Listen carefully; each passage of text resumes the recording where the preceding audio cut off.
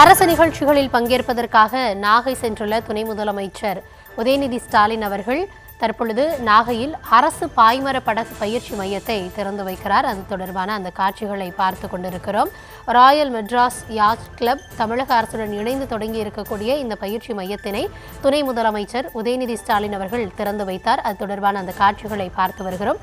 விவரங்களோடு இணைகிறார் எம்முடைய செய்தியாளர் லெனின். நிகழ்வு குறித்தான முழுமையான விவரங்களை வழங்கலாம். வணக்கம் கௌதமி. தமிழக துணை முதலமைச்சர் உதயநிதி ஸ்டாலின் அவர்கள் நாகப்பட்டினம் மாவட்டத்தில் நடைபெற்றிருக்கக்கூடிய நாகூர் ஹனீபா நூற்றாண்டு விழாவில் பங்கேற்பதற்காக வருகை தந்துள்ளார். முதல் நிகழ்ச்சியாக நாகை துறைமுகத்தில் தமிழகத்திலேயே முதல் முறையாக அரசு பாய்மர படகு பயிற்சி மையத்தை தற்போது தொடங்கி வைத்திருக்கிறார்.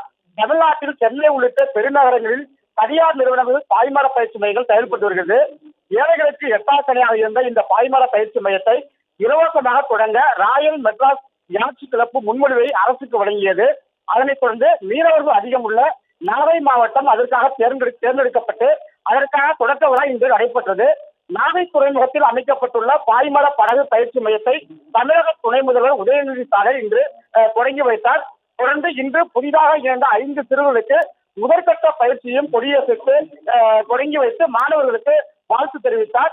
சிறுவர்களுக்காக தொடங்கப்பட்டுள்ள இந்த பாய்மர படகு பயிற்சியில் இணைய அரசு பள்ளி மாணவர்களுக்கு இலவசம் என்றும் மீனவர்கள் மட்டுமின்றி ஆர்வமுள்ள மீனவர்கள் பங்கேற்க வேண்டும் என்றும் மாவட்ட நிர்வாகம் அறிவித்துள்ளது. ஒருவருடைய பயிற்சியான பாய்மர படகை இயக்கும் பயிற்சியை முடித்தால் தமிழக அரசு துறை மட்டுமின்றி நேவி உள்ளிட்ட துறைகளும் பயன்பெறலாம் என பயிற்சியாளர்கள் தெரிவித்துள்ளனர். தற்போது துணை முதல்வர் உதயநிதி ஸ்டாலின் அவர்கள் நாகூரில் உள்ள ஹனீபா நினைவு பூங்காவை திறந்து வைத்து தற்போது நூற்றாண்டு விழாவில் பங்கேற்றுள்ளார். கௌதமி,